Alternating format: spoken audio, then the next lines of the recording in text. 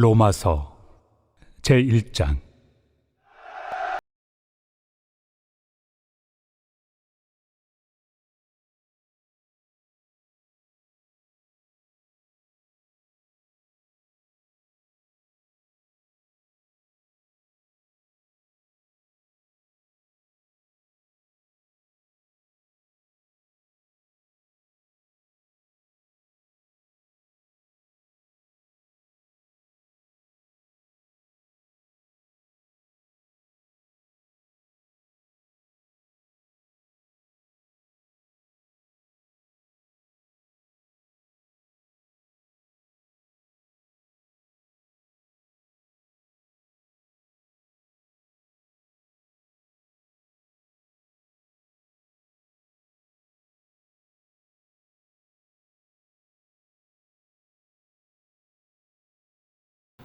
오늘 말씀은 예수 그리스도 구원의 복음이라는 제목으로 말씀을 전하겠습니다.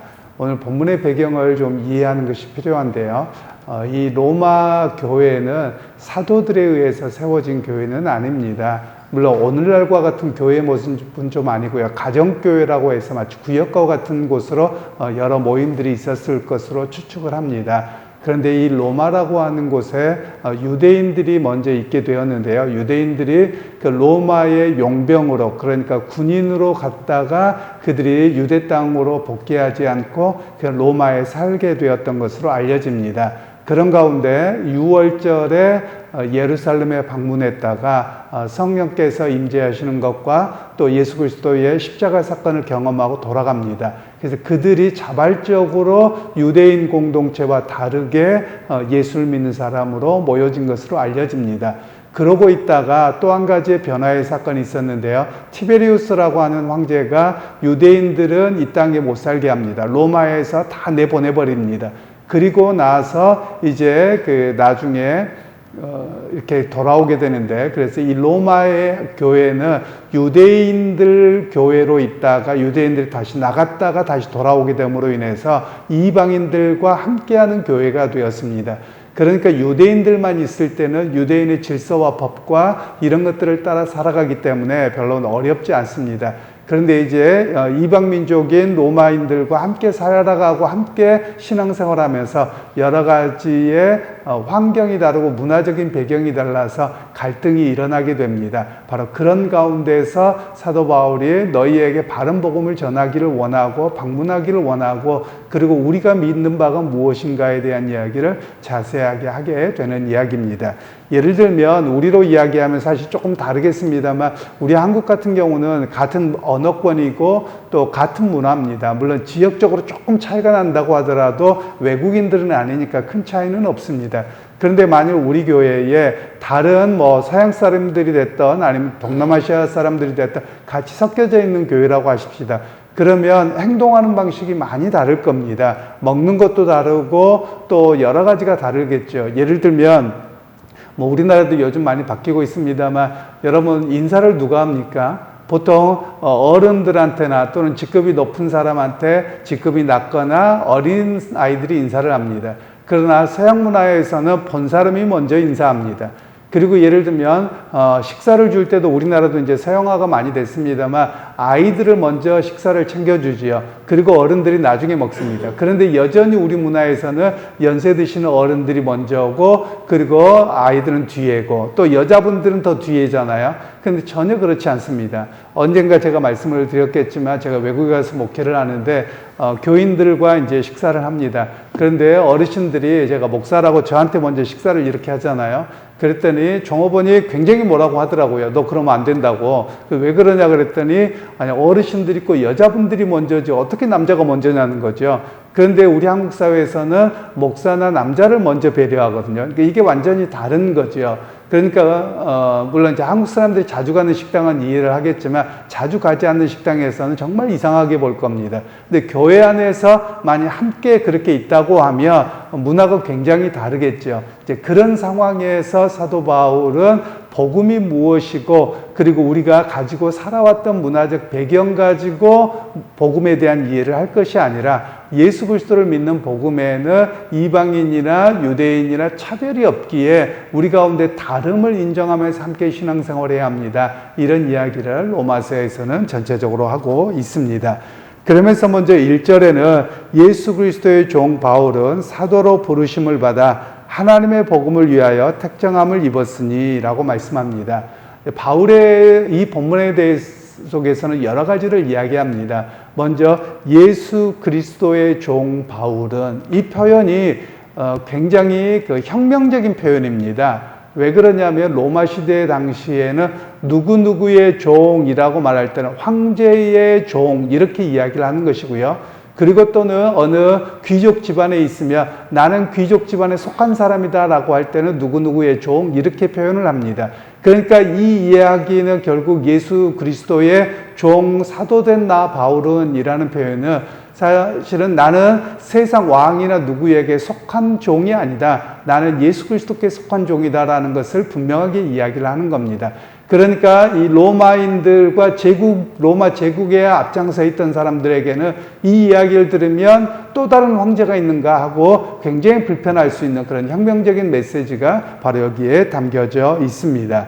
그리고 종이라고 하는 개념을 이해를 하시면 좋겠는데요. 종이라고 하는 개념은 주인이 있고 종이 있습니다. 그러면 자기에게 어떤 그 결정 권한이 없죠. 종은 주인이 시키는 대로 하는 사람입니다.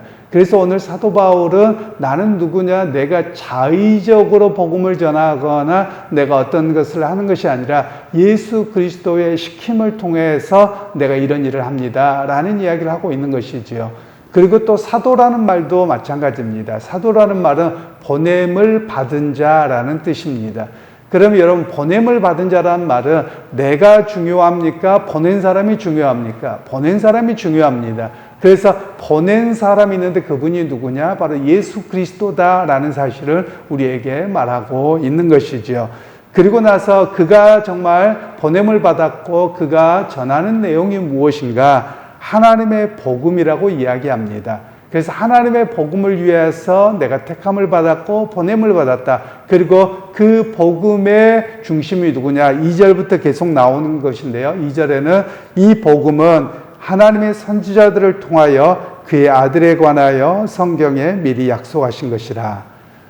여기에서 말하는 성경은 신약은 없고요. 이때는 구약밖에 없습니다. 그러니까 구약에서 선지자를 통해서 말씀하신 그의 아들에 관한 것이다. 그러면 선지자들이 누구를 증언하는 것이냐? 바로 하나님의 메시아 예수 그리스도를 증거한 것이고 그 복음의 핵심은 예수 그리스도입니다 라는 이야기를 이 본문에서 하고 있는 것이죠. 그러면서 오늘 본문을 통해서 우리에게 조금 더 깊이 생각하게 하는 것이 있습니다. 그래서 구약이 무엇을 이야기하느냐?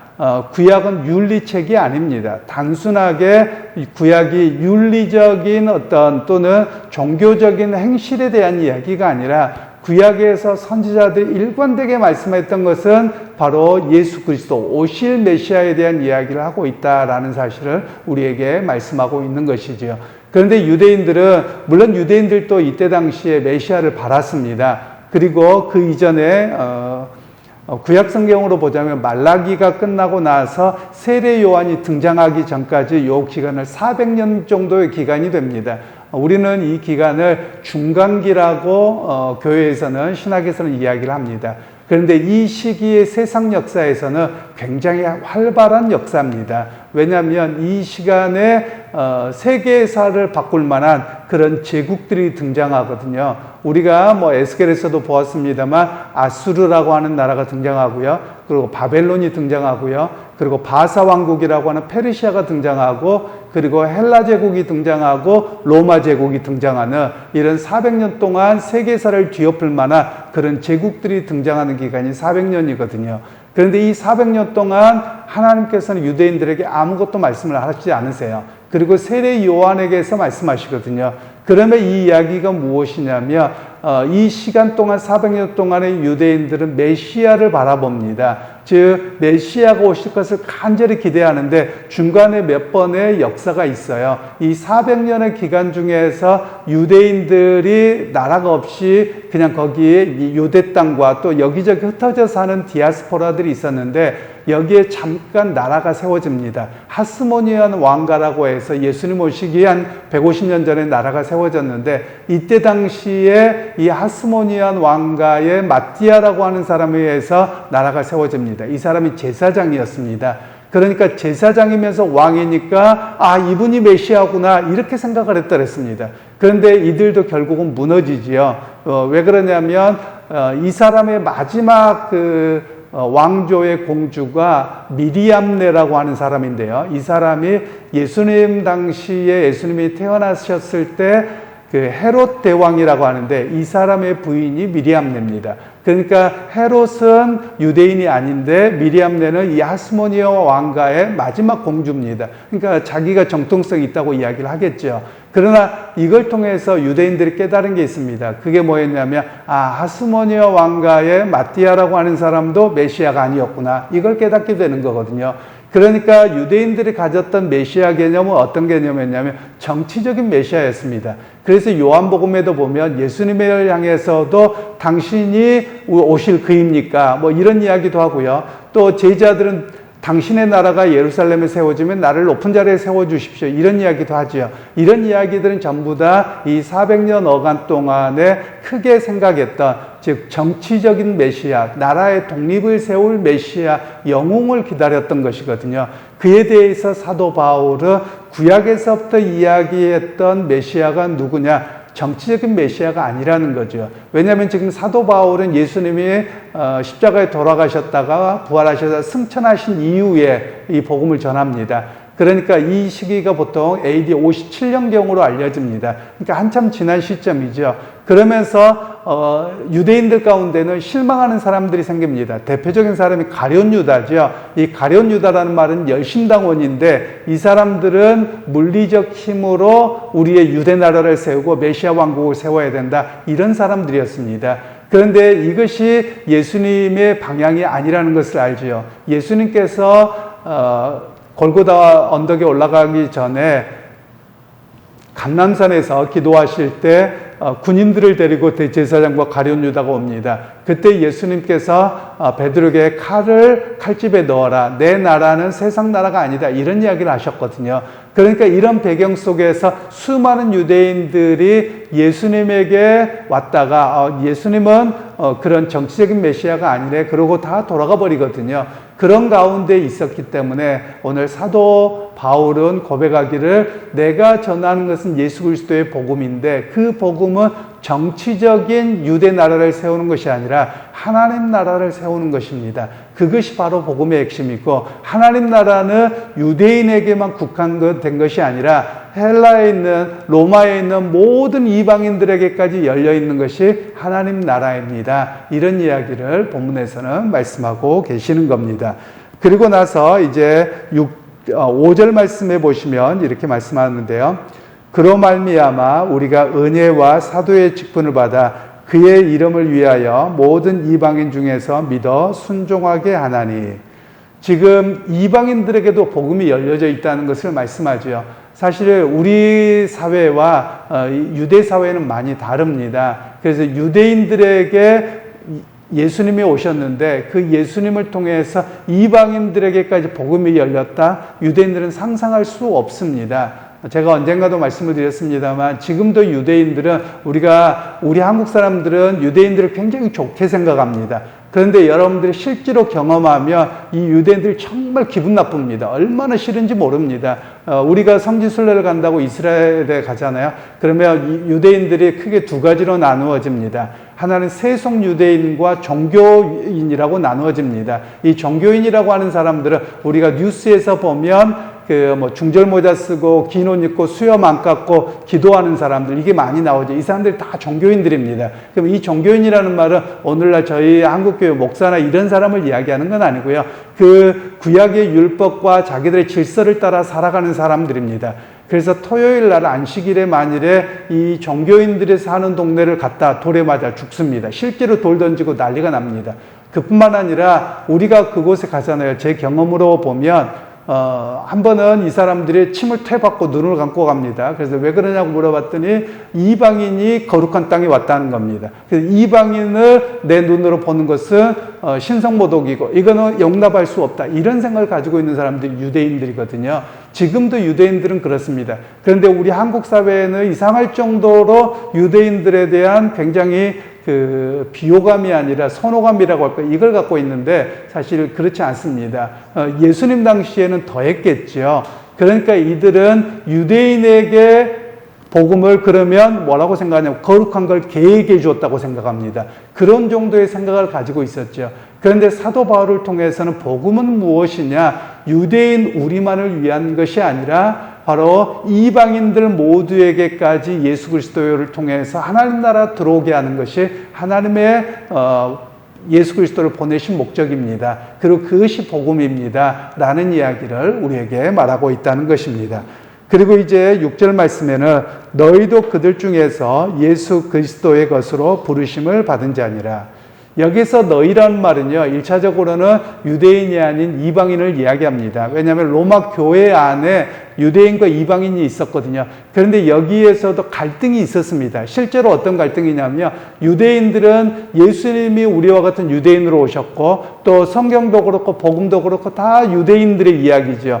그러니까 우리는 1등이고 너희는 2등이야. 약간 이런 차별적인 요소가 있었거든요. 그에 대해서 사도 바울은 너희도라는 말은 복음 안에서 이방인인 너희도 유대인이나 이방인이나 차별이 없이 똑같이 하나님의 백성입니다. 그런 이야기를 우리에게 말씀하고 계시는 겁니다. 그런 측면에서 오늘 우리에게도 마찬가지입니다. 우리가 예를 들면 외국인들을 바라볼 때 특별히 우리나라에 들어와 있는 우리나라보다 조금 경제적으로 떨어져 있는 나라 사람들이 할지라도 그분들이 예수를 믿는다면 교회 안에 똑같이 들어와야만 합니다. 그래서 똑같이 들어오고 동일한 하나님의 백성이라는 사실을 우리가 이해할 필요가 있습니다. 우리 교회로 보자면 언젠가는 제가 교회 부임하고 나서 저희 교회에 필리핀 자매가 있습니다. 이분이 이제 결혼하셔서 자녀를 낳은 분이죠. 그래서 우리 다 아시겠습니다만 최리나 집사 같은 경우 제가 집사 직분을 주자고 할 때 장로님들이 처음에는 좀 이해를 못 하셨습니다. 그런데 나중에 잘 이해를 하셔서 이렇게 함께하게 되어서 너무 감사한데요. 우리 이미 한국 국적을 취득했고 한국 분하고 결혼해서 교회를 10년 이상을 다니셨는데도 그렇게 하지 않는 것은 문제입니다. 왜냐하면 예수 그리스도 안에서 이방인이든 누구든 외국인이든 모두가 차별 없이 하나가 되어야 됩니다. 이런 이야기를 했더니 장로님들이 잘 이해하시고 또 집사 직분을 주는데 문제가 없었습니다. 여러분 실제로 우리가 많은 교회들을 가잖아요. 그러면 어떻게 하냐면 한국 사람들은 우리끼리 모이고 이방인들, 외국인들이 들어와 있다. 그럼 너네들 예배 따로 만들어줄게. 너네 따로 해. 좀 이런 모습이 있거든요. 그런데 오늘 복음은 그렇지 않다는 거예요. 그 사람이 외국인이든 아니든 또는 그 사람 직업이 무엇이든 경제적으로 그 사람이 귀족이든 또는 노예든 상관없이 예수 그리스도 안에서 모두가 복음 안에서 하나가 되어야 합니다. 이런 이야기를 본문에서는 말씀하고 있는 것이거든요. 그러니까 오늘 우리가 복음을 따라 살아가는 것은 무엇이냐면 그 사람의 피부색이 무엇인지 그 사람의 성이 무엇인지 또는 그 사람의 국적이 무엇인지 중요하지 않습니다. 우리에게는 더 중요한 게 뭐냐? 그분이 예수를 믿는다면 형제고 자매라는 사실을 우리에게 말씀하고 계시는 겁니다. 그러니까 우리가 외국 사람을 바라볼 때 차별적인 요소로나 다름으로 바라보기보다는 오히려 예수 안에서라면 그들에게 복음을 전해야 될 대상 또는 예수를 믿는다면 한 가족으로 받아들여야 된다는 사실을 오늘 성경에서는 우리에게 말씀하고 계시는 겁니다. 그래서 여러분 오늘 하루를 살아가실 때 여러분이 누군가를 바라볼 때 차별이나 어떤 다른 생각보다도 저분도 예수 믿어서 한 가족과 한 형제가 돼야 될 사람으로 바라보는 그런 시선이 필요하다라는 겁니다. 이런 생각을 바로 선교적 관점이라고 말할 수도 있겠지요. 그래서 여러분 오늘 하루를 살아가실 때 나 외에 다른 사람들, 즉 예수를 믿지 않는다면 누구에게든지 복음을 전하고 또 그에게 선한 영향력을 끼쳐서 그리스도 안에서 한 가족이 되고자 하는 그런 열린 마음으로 선교적 마음으로 오늘 또 살아가는 여러분 모두가 되시기를 주님의 이름으로 축원합니다. 하나님 오늘 또 우리에게 은혜 베푸셨습니다. 주께서 함께해 주셔서 믿음의 자리에 서게 하셨고 믿음은 차별 없이 모든 이들에게 열려 있는 것을 들었습니다. 하나님 오늘 또 우리가 예수 그리스도 안에서 모두를 품을 수 있도록 함께하여 주시고 또 선교적 사명을 감당할 수 있도록 은혜 베풀어 주옵소서. 감사하고 예수님의 이름으로 축복하며 기도하옵나이다. 아멘.